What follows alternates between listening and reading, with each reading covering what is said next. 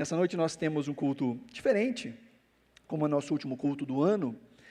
É um culto de ações de graças, ou de ação de graças.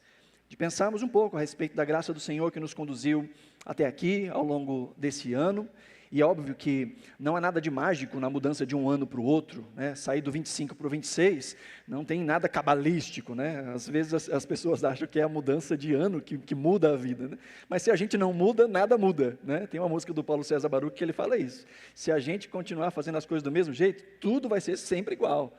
Não é a mudança de um mês, a mudança de um ano, que muda de fato as coisas, mas são as nossas atitudes, são as nossas decisões, são os nossos pactos, ou o retorno a alguns pactos que já fizemos com o Senhor, e que em algum tempo nós nos desviamos, quebramos, desistimos, mas voltamos para eles. Agora, essas mudanças não são de todas ruins, esses marcos temporais, de mudança de ano, de mudança de mês, não são de todos ruins, porque a gente vai criando na nossa própria cabeça, de maneira didática, estes pontos de contato e esses pontos de marco. Nós vemos na Escritura coisas assim acontecendo. Deus estabelecendo épocas e estações para celebrar algum tipo de coisa. Deus estabelecendo um calendário. O calendário no Antigo Testamento, o calendário religioso de Israel, era muito bem definido, muito bem articulado, exatamente para que houvesse esse ritmo constante de lembrar, de voltar, de caminhar, de repactuar. Por isso é tão importante momentos como esse, principalmente no final do ano, início de ano, em que nós fazemos aquele balanço, né? Fazemos um inventário, damos uma olhada no que foi e planejamos o que vai vir. Às vezes o que nós planejamos não chega muito longe, mas é importante planejar, ainda que a gente pare no meio do caminho, é importante planejar. Se começando e planejando e parando já é difícil, imagina sem planejamento nenhum, imagina só indo na teologia do Zeca Pagodinho, né? Deixa a vida me levar, a vida leva eu. Não, nós somos estes que pensam, que planejam, que oram, que pedem direção a Deus, mas que não só oram pedindo direção a Deus, buscam conhecer a vontade de Deus e buscam praticá-la, buscam colocar em prática no seu dia a dia.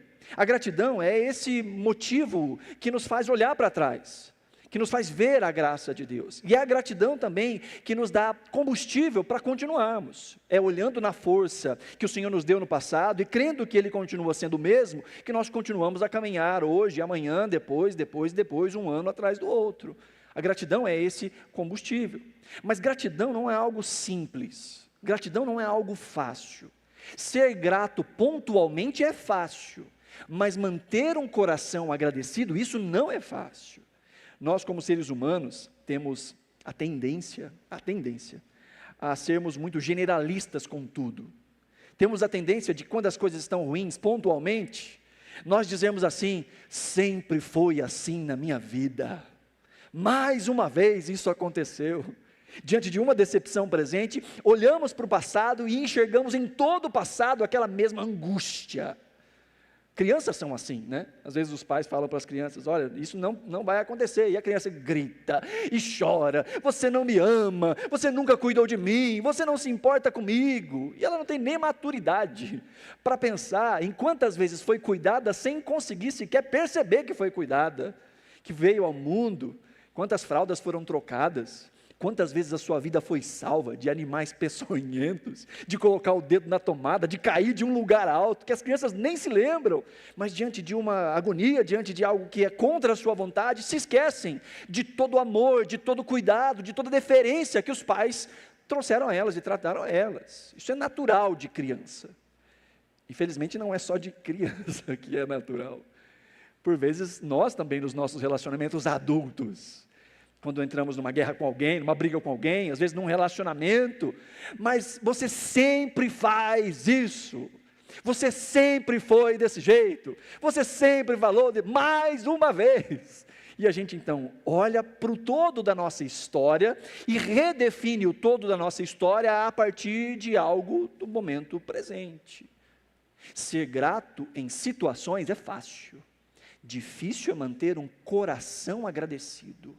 Difícil é manter um coração grato ao Senhor em todo o tempo, inclusive nos dias que não são tão bons assim.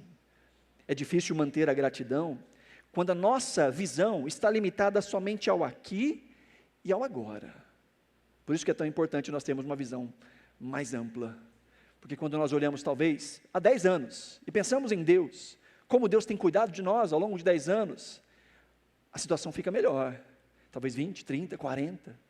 Talvez olhamos com uma perspectiva ainda maior e pensamos na história da sociedade. Sim, existem muitas coisas ruins, sim, continua a maldade sendo multiplicada nesse mundo, mas hoje já não morrem mais pessoas de tifo, não morrem mais pessoas de gripe, quer dizer, morre, mas muito menos, porque nós temos cuidados paliativos, cuidados médicos, vacinação e tantas outras coisas que ajudam, e muita gente está sofrendo muito menos, porque nós vivemos num ponto da história em que as coisas são diferentes, nós temos mais contato, nós temos mais acesso, nós temos mais conhecimento, nós vivemos num ponto da história onde nós somos muito privilegiados, onde as pessoas de mais baixa renda da nossa vida, ou do nosso ciclo de amigos, vivem melhor do que os reis viviam no seu tempo, com acesso à saúde básica, a escova de dente, a não ter que arrancar todos os dentes, porque simplesmente você acorda pela manhã, e espero que sim, e escova os seus dentes. Talvez faça isso após as refeições e antes de dormir.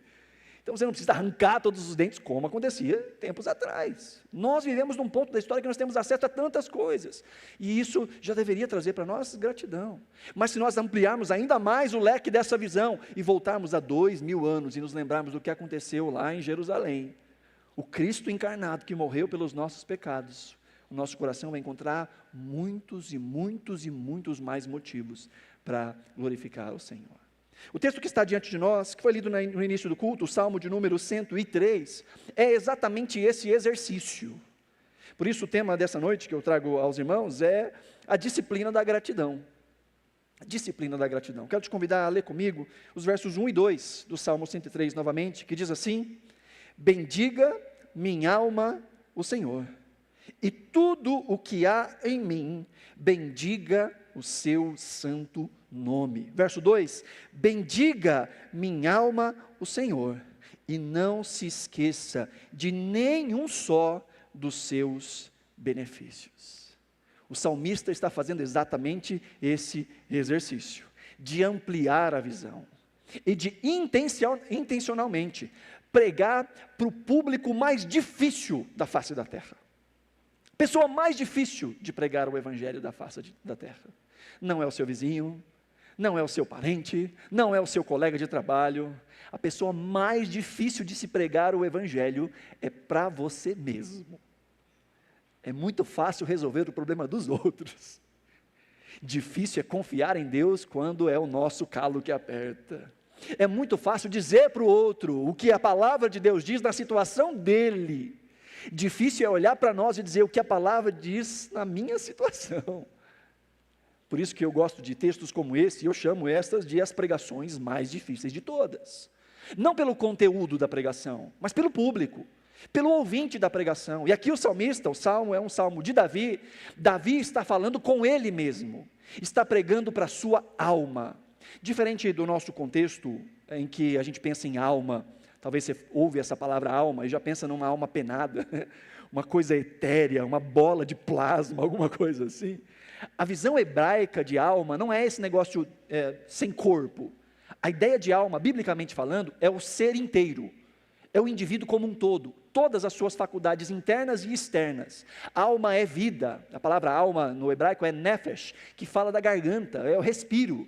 Então, seres humanos eram chamados de alma, de nefesh. Animais eram chamados de alma vivente, porque fala do ser inteiro. E é até interessante que em hebraico, quando se via um animal morto, falava-se de um nefesh morto, uma alma morta. Porque a alma não é esse negócio. Na nossa cabeça pós-grega, né, a alma virou esse negócio de algo desencarnado, geralmente que veste branco e toca a arpinha, né? Ou que te assusta e vem puxar o seu pé durante a noite. Na cabeça de muita gente, isso que é a alma. Biblicamente não é isso que é a alma. A alma é o indivíduo como um todo.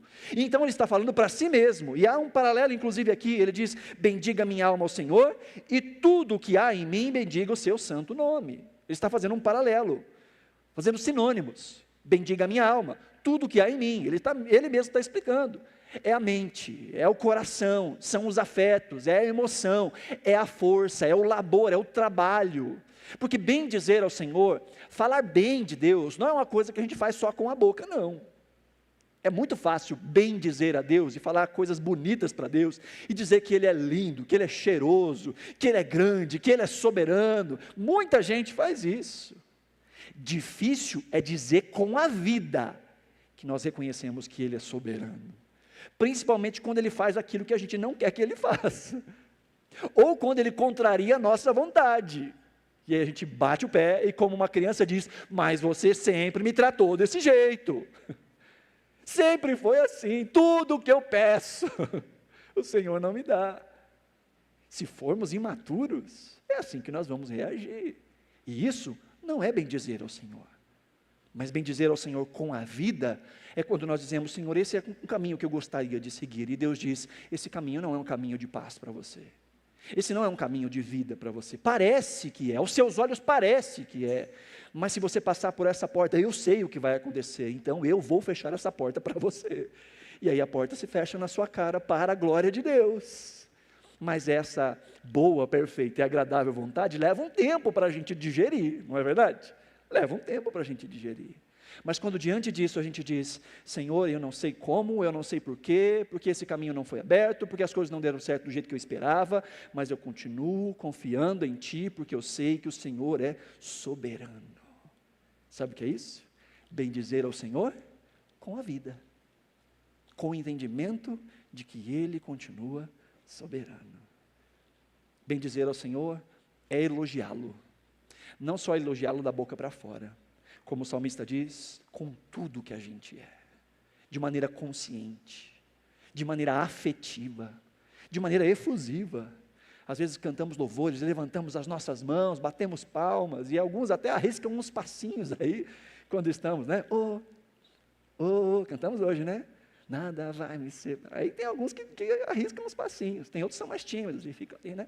Todos travadões, tudo bem, não tem problema não. Mas bem dizer ao Senhor envolve também o nosso corpo, os nossos afetos, tudo que a gente é. E o salmista diz: bendiga minha alma ao Senhor. E no verso 2 ele diz qual é o motivo pelo qual nós não bendizemos a Deus.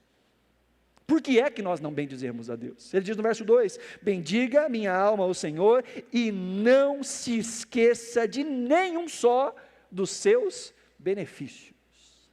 Por que é que a gente não bendiz a Deus de maneira constante e em todo o tempo com tudo que a gente é? Porque a gente se esquece de tudo o que Ele já fez na nossa vida. É por isso que gratidão é uma disciplina, que deve ser exercitada principalmente quando nós não nos sentimos bem, ou quando nós não estamos enxergando algum motivo de gratidão. É aí que é o momento de nós novamente exercitarmos a disciplina da gratidão. Gratidão pode ser aprendida, gratidão pode ser desenvolvida, gratidão é treinada no nosso coração. É quando intencionalmente passamos a olhar para as circunstâncias da nossa vida e buscamos encontrar motivos para agradecer ao Senhor. E sempre vamos encontrar, sempre vamos encontrar. Há uma história famosa de um comentarista bíblico do século 17, um homem chamado Matthew Henry. É um comentarista bíblico, tem algumas bíblias com nota de rodapé dele, e ele sempre foi um homem muito grato, e nós temos o registro do diário de oração dele. E tem um registro muito interessante do diário de oração no dia em que ele foi assaltado. Ele foi assaltado. E alguma pessoa pode pensar: bom, como é que uma pessoa vai agradecer no dia que ela é assaltada, né? E lá no seu registro, eu até coloquei aqui a oração que ele faz, ele coloca 4 pontos em que ele agradece a Deus depois daquele assalto, 4 pontos. Ele diz em primeiro lugar: Senhor, eu sou grato, porque eu nunca tinha sido assaltado antes, foi a primeira vez. Ele diz: sou grato, Senhor, porque eu nunca tinha sido assaltado antes.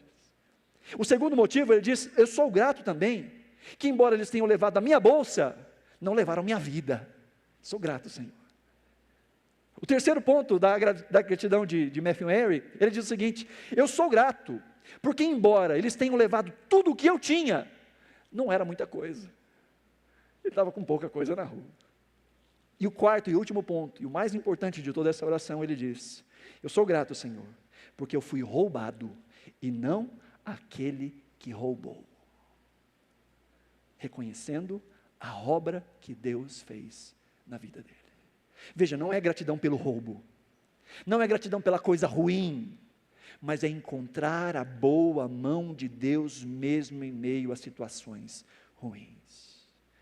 E com essa oração, a gente aprende a vasculhar um pouquinho mais, a enxergar um pouquinho mais, porque se nós buscarmos na nossa vida motivos para murmurar, vamos encontrar, mas se buscarmos na nossa vida motivos para agradecer, vamos agradecer. E o Salmo 103 é exatamente esse exercício do salmista, de fazer a sua alma se lembrar de todos esses benefícios.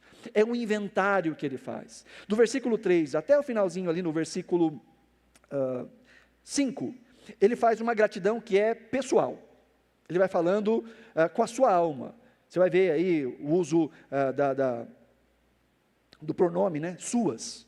As suas iniquidades, ele está falando consigo mesmo, é Ele que perdoa as suas iniquidades, no verso 3, que cura todas as suas enfermidades, que da cova redime a sua vida, e coroa você de graça e misericórdia. Ele está falando consigo mesmo, ele começa olhando para si, começa olhando para aquilo que Deus fez na vida dele, particular, mas a partir do versículo 6, ele começa a falar com os seus pares, ele começa a falar com a nação de Israel, e ele diz: o Senhor faz justiça e julga todos os oprimidos, ele manifestou os seus caminhos a Moisés, e os seus feitos aos filhos de Israel. Verso 8, ele diz: o Senhor é compassivo, é bondoso, é tardio em irar-se, é rico em bondade. Esse é o verso mais repetido de todo o Antigo Testamento, é um texto que nós vamos encontrar lá em Êxodo capítulo 34, e que aparece em praticamente todos os livros da Bíblia, essa descrição de quem Deus é, em que Ele é mostrado como compassivo, bondoso, tardio em se irar e rico em bondade.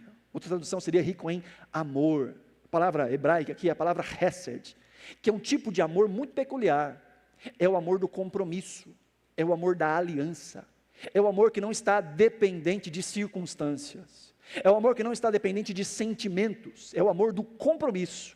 Sabe quando um casal vai se casar, eles estão diante de uma autoridade religiosa, e aí o padre, pastor perguntam: você promete que vocês vão ser fiéis e amar um ao outro, na saúde ou na doença, lembra? Com riqueza ou na pindaíba, né? Todos os dias da vida, é esse contraste, dia bom e dia mau, vocês vão continuar juntos. Essa é a ideia do Hesed. Essa é a ideia deste amor, o amor que não depende da circunstância, o amor que transpassa a circunstância, o amor que está ancorado no próprio caráter e na aliança de quem fez essa aliança. E é exatamente isso que nós vemos ao longo de toda a narrativa bíblica, o Deus que continua indo atrás do seu povo, mesmo esse povo sendo teimoso. Na verdade, quando nós olhamos para o livro dos Salmos, os Salmos, nós temos um livro só, mas se você perceber, ele é uma coletânea de 5 livros. E aqui nós estamos no finalzinho do 4º livro. Se você passar aí para frente, lá no Salmo 107, Salmo 107, se você ver antes do Salmo 107, provavelmente na sua Bíblia está escrito assim, livro 5. Está assim na sua Bíblia? Livro 5, antes do Salmo 107, no finalzinho aí do Salmo 106 e começo do Salmo 107. Provavelmente na sua Bíblia tem livro de número 5. Então nós estamos aqui no final do livro 4. E os 4 últimos salmos desse livro são salmos de gratidão. São salmos para olhar para a história. O Salmo 103 fala dos benefícios de Deus ao seu povo. O Salmo 104 fala de olhar para Deus como o Criador e o sustentador de toda a natureza. O Salmo 105 mostra Deus cuidando dos seus feitos em favor de Israel, em favor do seu povo. E o Salmo de número 6, e eu convido você depois a ler em casa o Salmo de número 6, fala exatamente da paciência de Deus com Israel, rompendo todas as vezes o seu contrato com o Senhor, e Deus de maneira tão bondosa e misericordiosa, correndo atrás de Israel. Ainda bem que é só com Israel que isso acontecia, né? Que a gente é estável, não é verdade?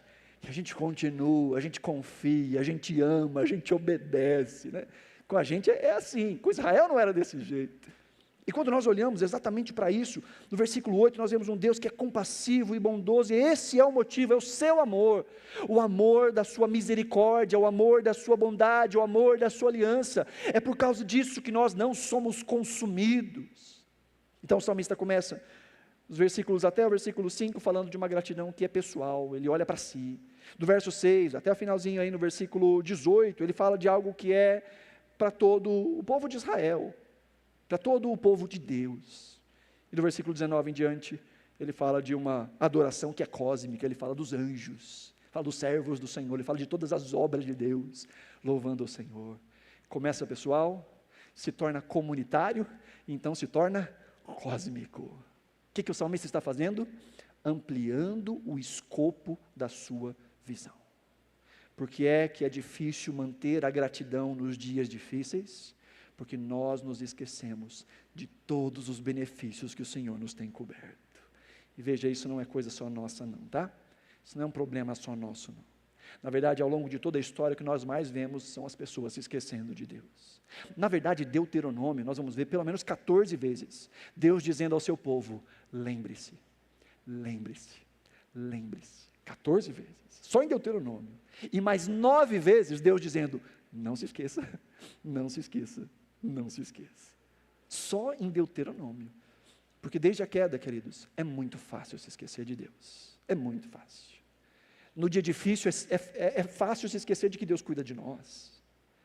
Mas no dia glorioso também é fácil se esquecer de que aquilo só aconteceu pela graça de Deus. É por isso que em Deuteronômio capítulo 8, Deus vai dizer ao povo, olha, cuidado, para que quando vocês comerem, se fartarem, não batam no peito e digam, olha o que eu construí, olha o que minha força fez, porque é o Senhor que dá a vocês a capacidade de construir riquezas. É muito fácil se esquecer de Deus. Por isso é muito fácil viver uma vida sem gratidão. E é por isso que nós precisamos da disciplina da gratidão. De intencionalmente dizer a nós mesmos, dizer à nossa alma, pregar para nós e nos lembrarmos de todos os benefícios com os quais o Senhor nos tem coberto. Vamos lá no versículo 3, em que o salmista diz, é Ele quem perdoa todas as suas iniquidades e quem cura todas as suas enfermidades. Ele fala aqui de uma cura que é interna, a cura do pecado. Ele fala aqui de ter as suas iniquidades perdoadas, é Deus quem faz isso, mas ele fala também aqui de cura para o corpo. Veja, a ideia do texto não é dizer que todas as vezes que a gente estiver doente, Deus vai nos curar, não é isso que o texto está dizendo. O que o salmista está dizendo é que todas as vezes que existem cura, só existe cura porque foi Deus quem fez.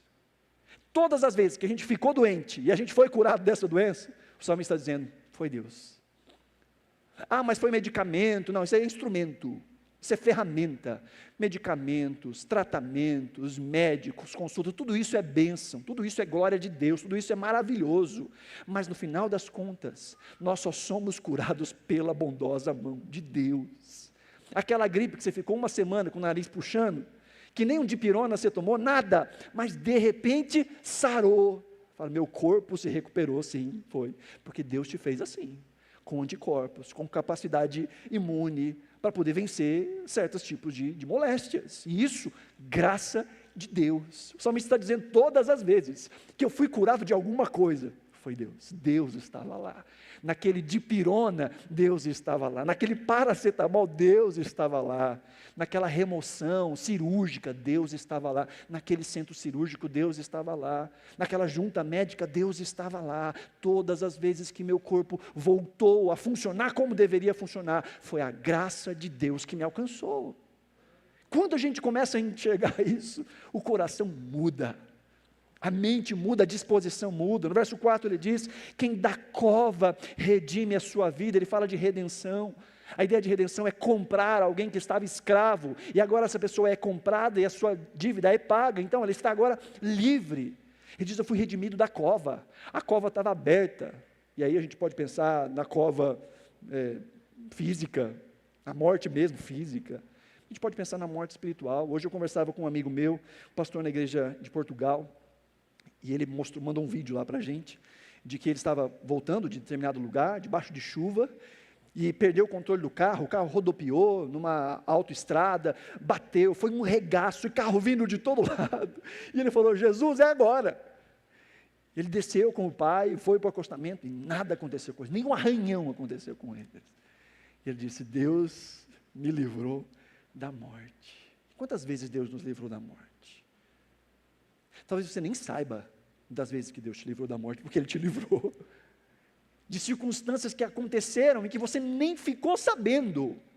Eu já contei aqui mais de uma vez, eu vou contar de novo, de um retorno que eu estava fazendo de Cascavel, rumo à terra que a gente morava, e numa viradinha assim, tinha rocha para todo lado, aquela região de entrada, parede de pedra dos dois lados, e na noite anterior tinha chovido muito, e eu costumava correr ali naquele, correr dentro do limite de velocidade, tá bom?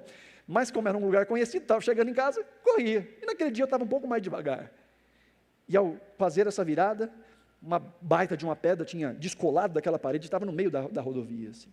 Mas eu estava devagar, então com muita tranquilidade, passei, desviei, e fui conversando com a minha esposa, olha, graças a Deus, a gente estava vindo devagar, olha só, Deus nos livrou, glória a Deus, eu vou dar esse testemunho na igreja, Deus nos livrou. Se fosse em outro tempo, estava correndo um pouquinho mais, mas enquanto a gente caminhava ali com o carro, estava só eu e ela, eu falei, nossa, mas que loucura, eu acabei de ser livre, eu deixei a pedra lá atrás. Fiquei pensando, imagina eu chegar na cidade e de repente fico sabendo que alguém se machucou numa pedra que eu não tirei. Voltei com o carro, parei um pouquinho mais longe, liguei o pisca-alerta, falei para ela, fica do lado de fora fazendo assim para os carros, para ninguém me atropelar. E fui lá com esse corpo atlético que Deus me deu, e com muita dificuldade empurrei aquela pedra para longe. E aí voltamos e seguimos a nossa viagem. E eu fui pensando e Deus ministrando ao meu coração. Poxa, quantas pessoas vão ser livres porque eu tirei essa pedra? E nunca vão saber que havia uma pedra no caminho. Nunca vão me agradecer. E eu comecei a pensar, quantas pedras o Senhor já tirou do meu caminho e eu nem sei. Quantas vezes o Senhor me livrou e eu nem sei. O salmista diz, é o Senhor quem me redime da cova, não só da cova física, mas principalmente da cova espiritual, da morte eterna. Foi Ele que nos comprou, e no Novo Testamento isso ganha detalhes ainda mais gloriosos, em que Cristo é o pagamento pelos nossos pecados, e por causa dele, nós fomos redimidos e retirados do império das trevas, e transportados para o reino do Filho do seu amor. Nós fomos comprados por alto preço, nós fomos comprados pelo próprio sangue de Deus, pelo próprio sangue do Messias, somos valiosos, somos preciosos, não tem como não agradecer quando a gente enxerga isso, não é verdade?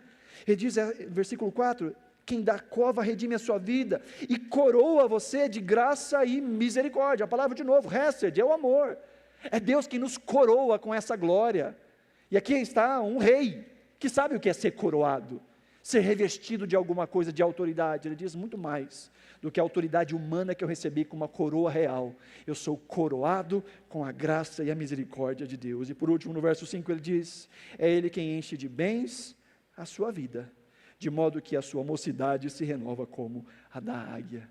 Ele diz, é o Senhor que nos sustenta, que nos dá provisão, não só provisão material, mas provisão emocional e restauração das nossas forças.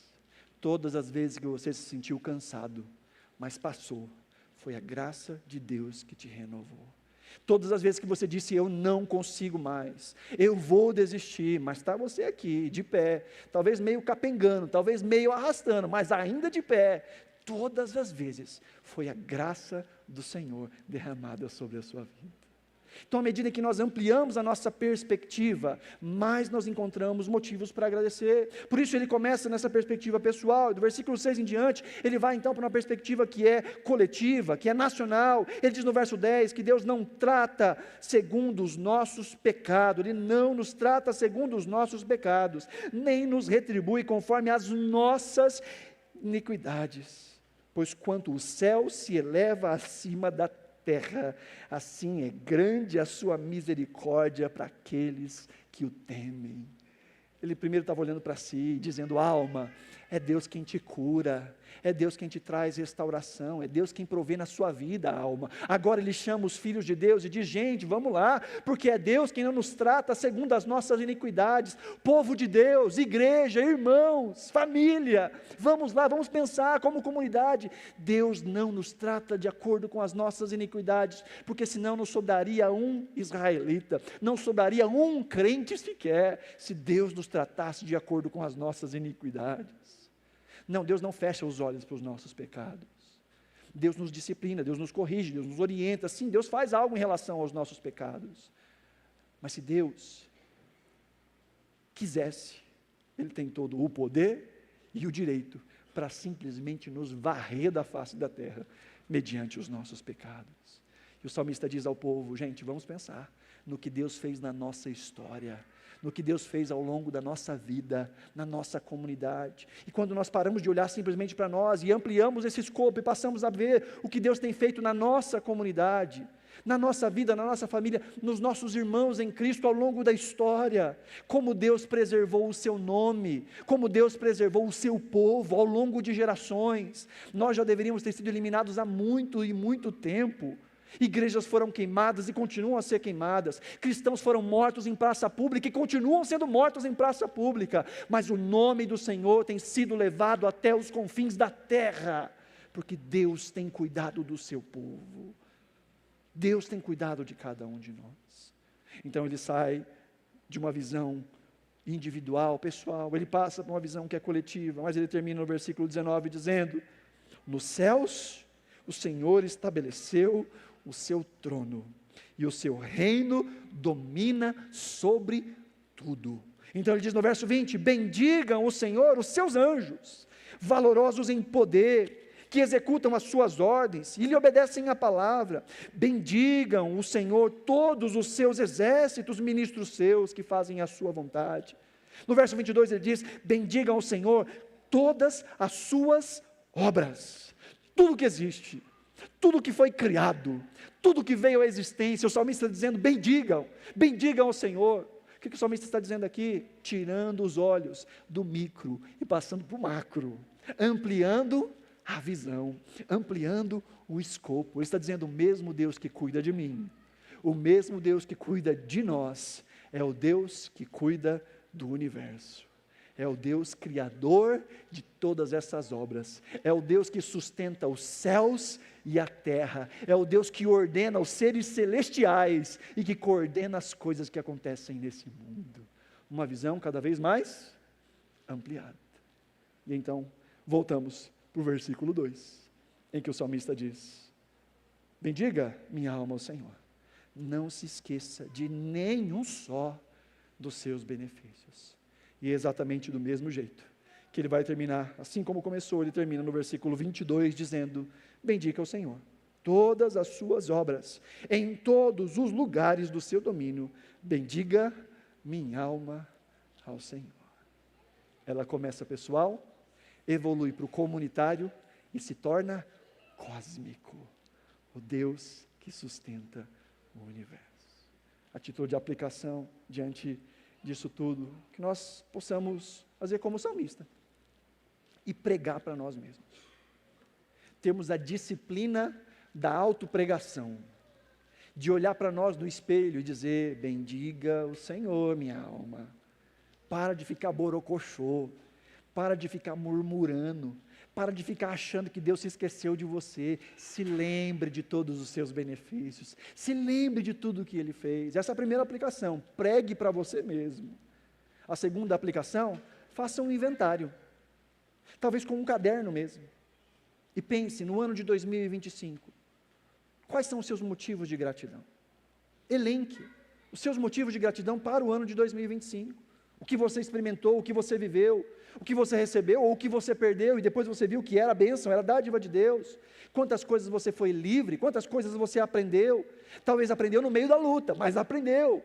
Olhe para a vida, e assim como o Matthew Henry, procure motivos para agradecer ao Senhor, faça marcos visuais, tenha à sua mão, quando o seu coração se enrijecer, quando o seu coração endurecer, vá para o seu caderninho de gratidão e leia aquilo que Deus já fez na sua vida, na sua família, na sua casa, na sua comunidade de fé, no seu entorno. Pense de maneira ampla aquilo que Deus fez na história, com o seu povo, com a sua igreja. Lembre-se da salvação, que esse é o nosso ponto final. Transforme a sua gratidão em testemunho. Diga a outros, conte a outros, faça como o salmista. O salmo dele ficou público. Ele não estava lá no quarto dizendo só para a alma dele, ele disse: não, eu vou registrar, eu vou escrever. Davi escreveu esse salmo e deu para ser cantado pela igreja. Davi está falando consigo, mas está falando com cada um de nós. Transforme a sua gratidão em testemunho, porque nós vivemos num tempo muito distante de Davi, e aquilo que Davi entendia como sombra, nós entendemos como uma coisa completa. Ele diz: sim, é o Senhor, É o Senhor que não nos trata de acordo com os nossos pecados. É o Senhor que nos redime da cova, que nos compra da cova. Mas como é que Ele fez isso? Davi não sabia como isso ia acontecer na prática. Nós sabemos. O resto de Deus, o amor de Deus, o amor do pacto de Deus, está ancorado em Cristo Jesus. Foi na morte e na ressurreição de Cristo. Foi na cruz do Calvário, em que a estrutura de todos esses motivos de gratidão e de todos esses benefícios, é em Cristo que repousa a fonte de toda a sabedoria, de todo o poder, de toda a glória e de toda a bênção. Tudo que somos, tudo que temos e somos por causa de Cristo, pelo sacrifício de Cristo. Os nossos pecados são perdoados e nós não somos tratados de acordo com a nossa iniquidade, porque Cristo foi tratado de acordo com a nossa iniquidade. Ele foi rasgado pelos nossos pecados. E agora nós não somos mais tratados de acordo com as nossas iniquidades, porque Jesus foi tratado de acordo com as nossas iniquidades. E porque Jesus foi tratado de acordo com as nossas iniquidades, nós fomos tratados de acordo com a justiça de Cristo. Deus olha para nós e Ele vê filhos e filhas amadas por Deus. Filhos e filhas que têm Cristo como seu alicerce em todo o tempo. Amém? Que o Senhor nos abençoe. Que o Senhor nos dê a disciplina da gratidão. E que Ele nos ensine a enxergar melhor. E principalmente, que Ele nos ensine a ver Cristo na nossa vida e em tudo aquilo que está ao nosso redor. Amém? Se você puder, coloque-se de pé, nós vamos orar.